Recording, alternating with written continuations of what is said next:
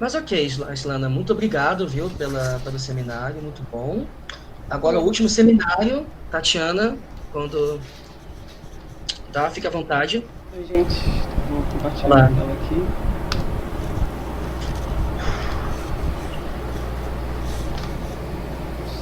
Vocês devem estar vendo aí já, né? Sim, tá aparecendo assim, tá aparecendo. Ok. Tá? Fica à vontade. Então, a gente não interagiu muito, né, durante o curso, mas eu sou a Tatiane e eu já vou começar pedindo desculpa porque eu acho que eu vou passar um pouquinho mais do tempo. Eu vou ver que eu vou falar bem Tudo bem. rápido, mas, enfim. Uhum. Bom, o título da minha apresentação é inclusive o título do artigo principal que eu utilizei para fazer essa apresentação. Opa, tinha aqui. Inicialmente até falei com o professor Carlos, eu tinha pensado em falar sobre um outro artigo, só que ficou complicado demais. Inclusive a apresentação do Eduardo fala sobre alguns métodos que tinha nesse artigo, então eu já me senti mais animada para entrar nesse outro artigo numa outra oportunidade. Né? Então o título é Machine Learning Identification of Asteroid Families Groups. Né? É um artigo do professor Carruba e colaboradores, de 2019. Mas aí, antes de entrar no artigo em si, eu separei assim, a apresentação em 4 partes, 3 partes principais.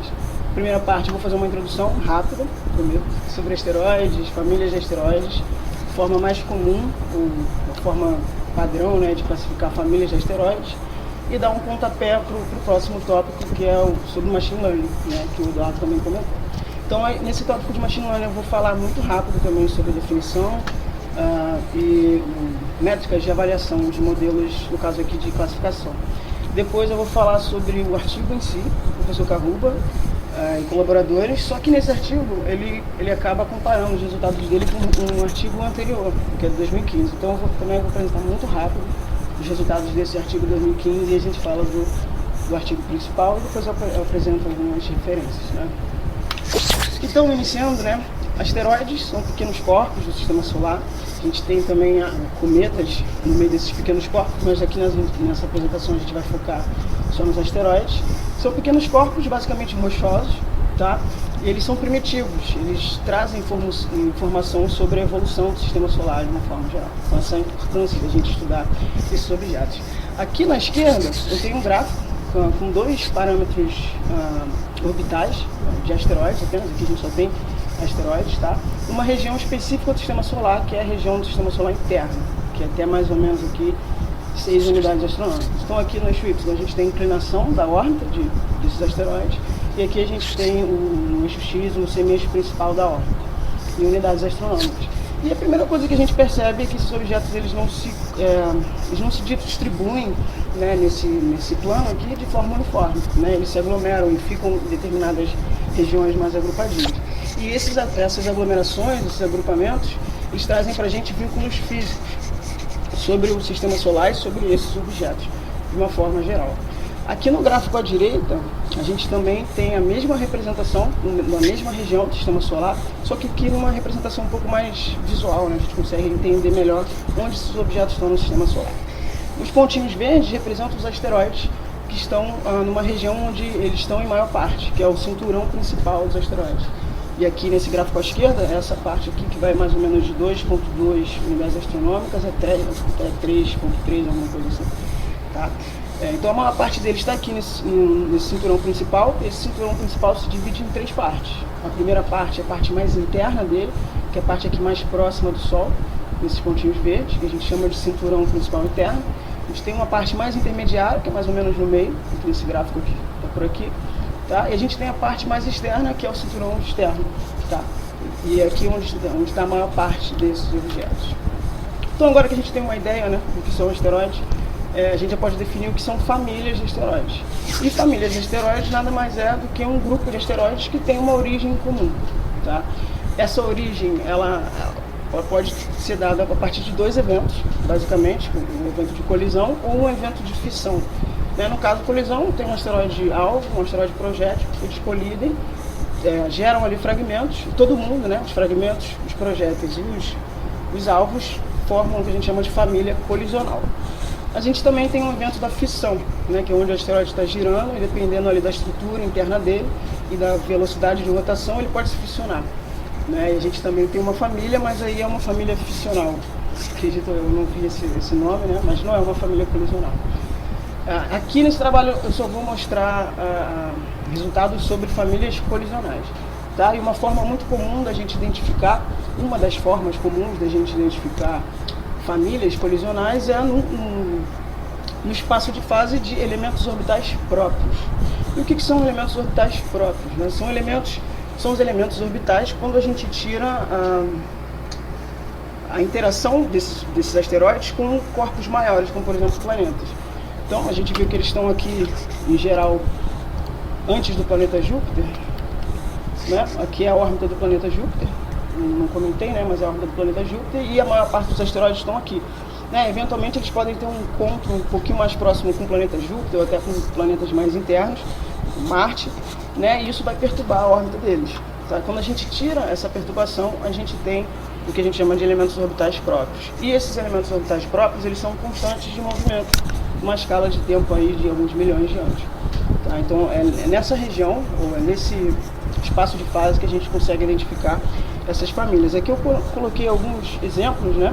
Aqui eu tenho um gráfico desses elementos orbitais próprios, e aqui a gente tem algumas aglomerações, né? E algumas dessas aglomerações são famílias de asteroides. Aqui com um zoom maior, né, a gente identifica umas 5 ou 6 famílias, como, por exemplo, a família de Vesta, aqui.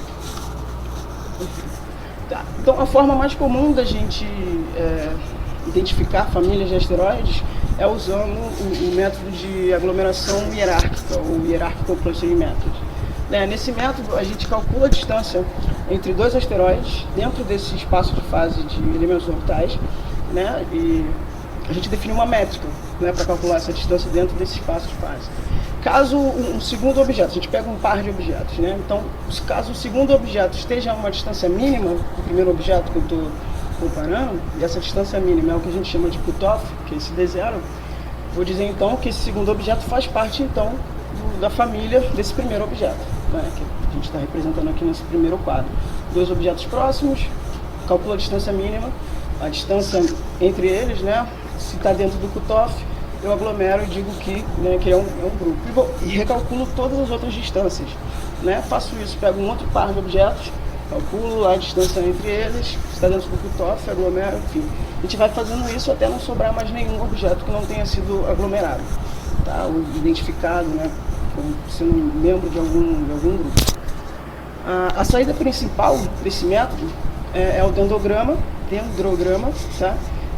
E, bom, aqui a gente tem o mesmo gráfico do anterior, só que a gente está identificando agora os objetos que a gente tem no espaço de fase que a gente está utilizando, porque no dendrograma, aqui no eixo X, a gente tem justamente a indexação desses objetos, e no eixo Y a gente tem diferentes cutoffs, né, que seriam essas distâncias mínimas aqui.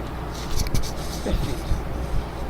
Qual a maior vantagem do HCM, né, que é a forma que eu vou me referir a esse método agora? Ele não faz nenhuma suposição forte a respeito da forma com que essa família vai ter ali naquele espaço de fase. Então eu posso ter famílias de qualquer forma, sem nenhuma forma específica, né, e isso é bom. O problema é que quando a gente utiliza o HCM em regiões do sistema solar que tem uma densidade muito alta de asteroides, isso acaba complicando, porque no espaço de fase esses objetos acabam se sobrepondo, né, e fica difícil de reconhecer esses objetos individualmente. Bom, o HCM ele começou a ser utilizado ali no início dos anos 90, né, só que nessa época a gente tinha uma quantidade de asteroides que tinham elementos próprios calculados da ordem de 10 mil. Né, e graças a esses grandes surveys, tipo o Spacewatch e o Linear, o número desses asteroides, né, com elementos próprios calculados já está quase em 1 milhão. Né, então fica um pouco mais complicado a gente fazer esse tipo de estudo, né, na mão. Né, eu tendo aqui uma pessoa lá fazer o código, botar o código para rodar, enfim. Então a forma que a gente encontrou de fazer isso de uma maneira mais automática, né, é usando técnicas de machine learning, né, que tem sido desenvolvido há alguns anos, mas que está em auge, né, agora, sei lá, nos últimos 5 anos, talvez 10, e agora com a linguagem Python, né, que está crescendo bastante, que o Eduardo também comentou, e que tem diversas bibliotecas disponíveis que são gratuitas e que podem ajudar a gente a resolver esses problemas de classificação. Então agora a gente entra em Machine Learning, né? Então para definir, né, a gente pode dizer que Machine Learning é uma área de estudo onde a gente tenta dar para o computador a habilidade dele aprender, né, a resolver alguma coisa sem a gente programar, né, ele para fazer isso de forma explícita. Né? Então, se a gente tiver um programa que ele aprende a partir de uma determinada experiência, tentando resolver alguma determinada tarefa, ele vai ter alguma determinada performance. Né? Ele tem uma experiência para resolver uma tarefa e ele vai ter uma performance para tentar fazer isso. Se essa performance aumentar à medida que ele tenta resolver essa tarefa, né, a gente diz então que a gente tem um problema de machine learning, melhor dizendo, né? Se a experiência dele aumentar, né, à medida que ele vai performando essa tarefa, a gente diz que a gente tem um problema de machine learning. E os algoritmos de machine learning eles podem ser divididos em dois grupos principais. Existem outras visões, mas aqui eu achei mais interessante só falar disso aqui, porque a gente só vai falar de um, que é o aprendizado supervisionado, mas é o aprendizado supervisionado e o aprendizado não supervisionado. No aprendizado supervisionado, a gente vai dar para o algoritmo exemplos de entrada e exemplos de saída que a gente quer que ele aprenda, né? Então, sei lá, eu botei aqui cachorro, telefone e geladeira. Cachorro é um animal, geladeira e telefone não. Né? Então eu dou esses exemplos para o meu algoritmo. No caso do aprendizado não supervisionado, eu dou os dados de entrada, mas eu não dou para ele os exemplos de saída. E ele mesmo ali tem que se virar para entender quais são as relações que existem ali dentro entre os dados. Então aqui está o pipeline, né, de como funciona assim, a metodologia para você aplicar um algoritmo de machine learning. Então a gente tem aqui o nosso dataset. Né? E antes de colocar, né, já os dados e querer avaliar o modelo, a gente divide o nosso dataset em duas amostras, uma amostra de treino e uma amostra de teste. Né? E essa divisão, né, nem sempre a gente sabe, né, qual é a melhor divisão que a gente pode fazer. Então, para a gente poder fazer uma divisão mais justa, a gente pode usar o passo que é o cross validation, né, onde a gente vai pegar o nosso dataset, vai dividir ele em N sub-dataset, aí vai pegar lá o primeiro. Aí usa esse primeiro sub-dataset como o conjunto de treino. Treina o algoritmo, depois testa com os datasets que sobraram, né? N-1 dataset. Beleza, aí calcula ali uma eficiência com essa cara, né? Com essa divisão de treino e teste.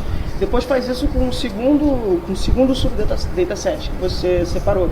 Né, treina o modelo com ele, testa com um N-1 dataset que você tinha. E você faz isso até usar todos os subdatasets que você utilizou e a eficiência total vai ser a média das eficiências com diferentes proporções de dataset de treino e de teste. Aqui nas métricas de avaliação de modelos de classificação é comum a gente definir a matriz de confusão, que de fato é de confusão, né? Eu sei que talvez eu me confunda aqui na hora de falar. Mas para definir a matriz de confusão, a gente define 4 quantidades, né? Os verdadeiros positivos e falsos, né? E os falsos positivos e negativos. Mas basicamente um verdadeiro positivo é aquele que o modelo de machine learning que eu estou aplicando classificou como positivo e de fato ele era positivo, ou classificou que ele pertencia àquela família e de fato ele pertencia. Já o falso positivo é que o meu modelo classificou que ele faz parte daquela família, mas na verdade ele não é. E isso vale também aqui para as outras definições. Então, tendo a matriz de confusão, a gente consegue definir 3 métricas de avaliação do nosso modelo. É a acurácia, as 3 principais, né? A acurácia, a precisão e o recall, que na astronomia a gente chama de completeza. A acurácia vai ser basicamente uma medida geral da qualidade das suas predições. Então ela vai ser a razão, né, entre as predições que você fez e que estavam certas, né, os verdadeiros positivos e os verdadeiros negativos, sobre todas as previsões que você fez, incluindo as falsas. Já a precisão, ela mede a habilidade que o modelo tem de evitar predições falsas. Então você pega as predições interessantes, que é aquelas que diz que de fato o objeto pertence àquela classe ou àquela família aqui no nosso caso, e divide pelas predições verdadeiras e as falsas. Né? Então essa razão aqui dá pra gente essa habilidade do modelo, qual é a habilidade que o modelo tem de evitar essas predições falsas. Já a completeza, ela mede quantos membros da família que o meu modelo predisse que pertenciam de fato àquela família, no total de membros da família, né, que são os verdadeiros positivos e os que o meu modelo errou, dizendo que eles eram falsos, que eram negativos, mas eles não eram. Tá? Uma outra métrica de avaliação é a ROC Curve, que é a curva de característica operacional do receptor. Eu não sei se eu entendi esse nome, não sei por que tem esse nome, né? Mas ela é basicamente uma curva que é definida no domínio da taxa de verdadeiros positivos e de falsos positivos. Aí a taxa de verdadeiros positivos nada mais é do que a própria completeza, e a taxa de falsos positivos ela é dada por essa expressão aqui. Essa curva sozinha ela não diz muita coisa sobre a eficiência do modelo, né? Mas quando a gente analisa a área sobre essa curva, que é esse coeficiente A ou C, aí sim a gente tem uma métrica mais interessante para a gente avaliar esse modelo. E esse coeficiente ele diz para a gente basicamente a capacidade que o modelo que a gente está utilizando tem de distinguir entre classes, no caso aqui, entre famílias de asteroides, né? Quanto maior for esse score, quanto maior for esse coeficiente, maior é a capacidade que o modelo tem de fazer essa distinção. Tatiana, tem 15 minutos, tá? Então a gente vai falar de fato sobre o artigo do professor Karuba, né, um artigo dele com colaboradores de 2019, e nesse artigo ele usa um algoritmo de machine learning, utilizando aquele HCM, que é o Hierarchical Clustering Method, para tentar identificar grupos de asteroides. Como ele usou o HCM, ele teve que restringir a região do sistema solar onde ele estava usando, já que não dá para usar o HCM em regiões de alta densidade de asteroides. Só que nesse artigo ele compara, né, os resultados que ele tem com os resultados do artigo anterior, de 2015, onde ele aplica o HCM, mas ele não utiliza algoritmos de machine learning, tá? E nesse artigo de 2015, ele aplica o HCM só nessa região aqui, que é na região da Cibele, né, aqui já fora do cinturão principal de asteroides. Quando ele aplica esse método, ele utiliza, na verdade, 1.500 objetos, todos eles com aqueles 3 parâmetros, né, excentricidade, inclinação e semi-eixo principal. Eles determinaram um cutoff da ordem de 138,45 metros por segundo, e aqui metros por segundo porque essa distância ela não está definida em distância mesmo, né? É uma distância dentro do espaço de fase de parâmetros orbitais próprios. E fazendo isso, eles identificaram basicamente 3 famílias: 87 Sylvia, com 363 membros, 260 Humberta e 909 Ula, com 30 membros. A saída do algoritmo é o dendrograma, né? E aqui eles só colocaram os 50 primeiros asteroides dessa saída, né? Porque foram 1.500. Aqui, 50 primeiros, porque os asteroides eles têm identificação, né? Um número de identificação. Então eles pegaram o asteroide 1, o asteroide 2, enfim, até os 50. Perfeito. Já agora no artigo do professor Karuba, que é o principal daqui, 2019, ele pega, como eu já comentei, né, ele utiliza o HCM dentro de um modelo de machine learning.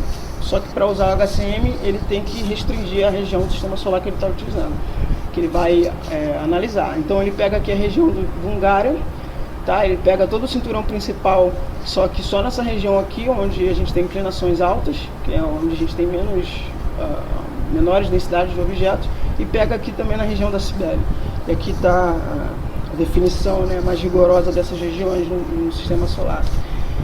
A métrica que eles utilizaram é a métrica do Zappalà de 2002, que ela é dada por essa expressão aqui.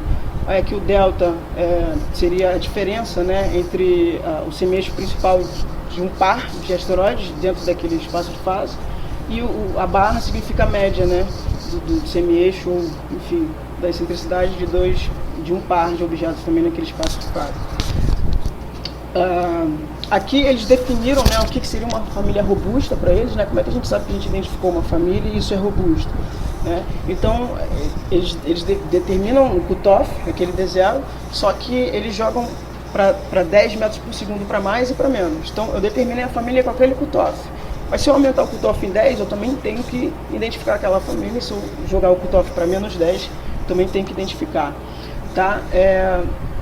No caso aqui eles dizem que o número de membros dentro de um grupo vai variar dependendo da região do sistema solar que a gente está observando, mas como a gente pegou uma região que tem uma densidade menor de asteroides, eles vão considerar que uma família vai ter pelo menos 25 membros e um agrupamento de asteroides vai ter pelo menos 10 membros. Feito isso, então, eles tiveram alguns resultados, eu não vou ler isso tudo, calma, né? Mas eles determinaram um cutoff, por exemplo, na região de Hungária, que é lá no início, né, um pouquinho antes do cinturão principal, de 68,59 metros por segundo. Eles não identificaram novas famílias, né, mas eles confirmaram a existência de famílias que já existiam lá a partir de outros métodos, né? Então eles só reafirmaram o que a gente já sabia. Na região do cinturão interno, né, em altas inclinações, existiam algumas famílias que foram encontradas no artigo anterior dele, de 2009, mas que não foram confirmadas nesse artigo. Tá? E dentre os grupos que eles encontraram de asteroides, que são aqueles grupos que tem até 10, que tem pelo menos 10 objetos, só um satisfez o critério de seleção, que é esse Paul Anderson, né, 775. Já na região externa do cinturão principal, mas também lá em altas inclinações, eles encontraram um cutoff de 106,68 metros por segundo.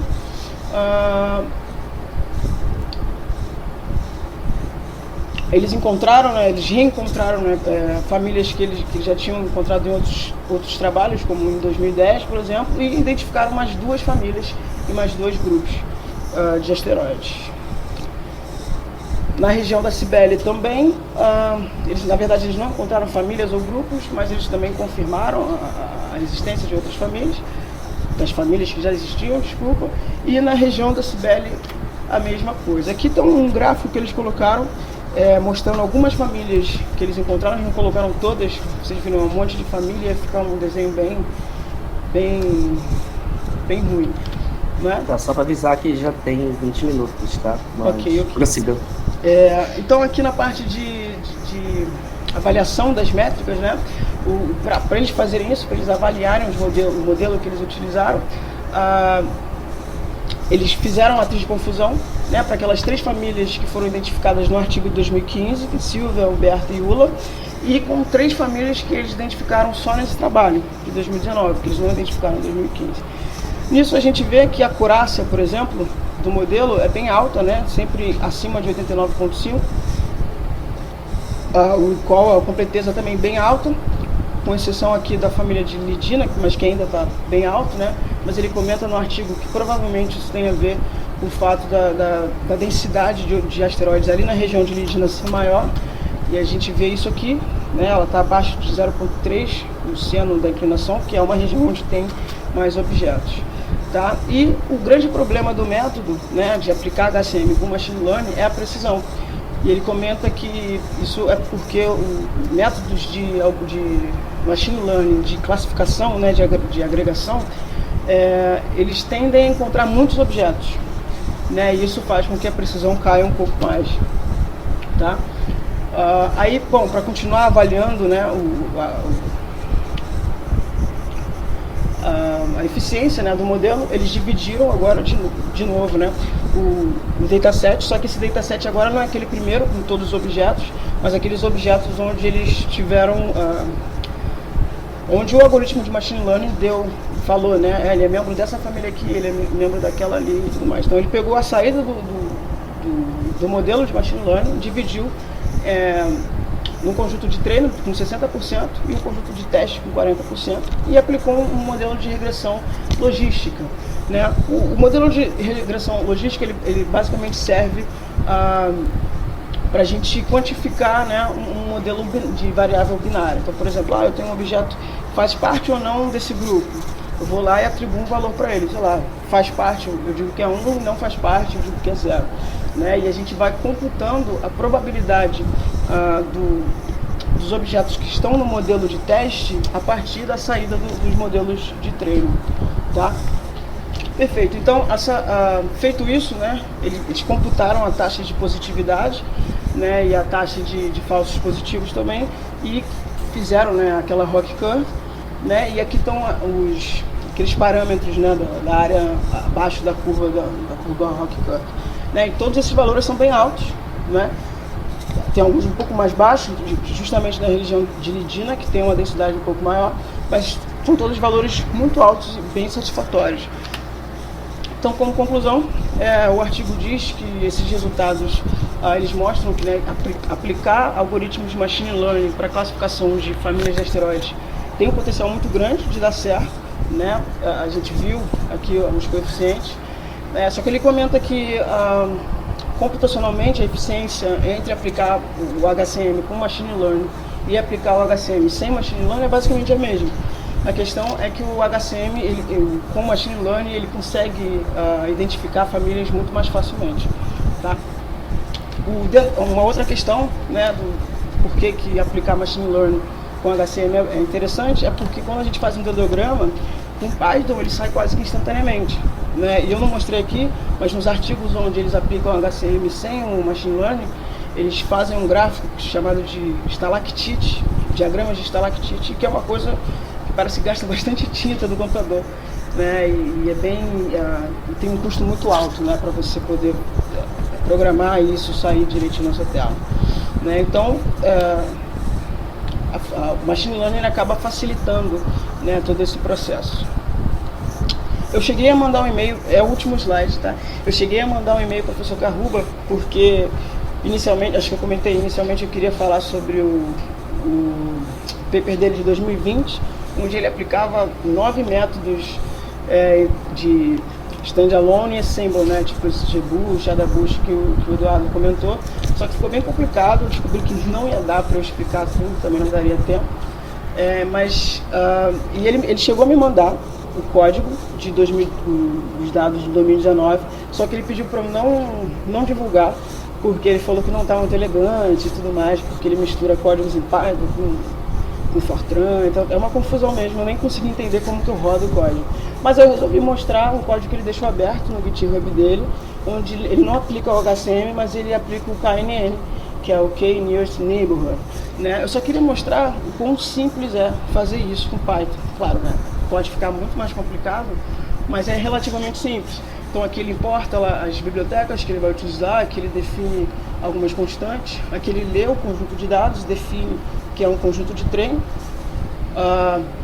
ele instancia, né, o classificador desse método, que é o KNN, e depois ele fita ou treina o algoritmo com os dados de treino, tá? Depois disso ele lê os dados que seriam os dados de teste, né, e faz a predição, né? Então, poucas linhas de código você consegue fazer uma coisa dessa. É isso. Desculpa aí por ter demorado um pouquinho. Tá ótimo, obrigado, viu, Tatiana? Ótima apresentação.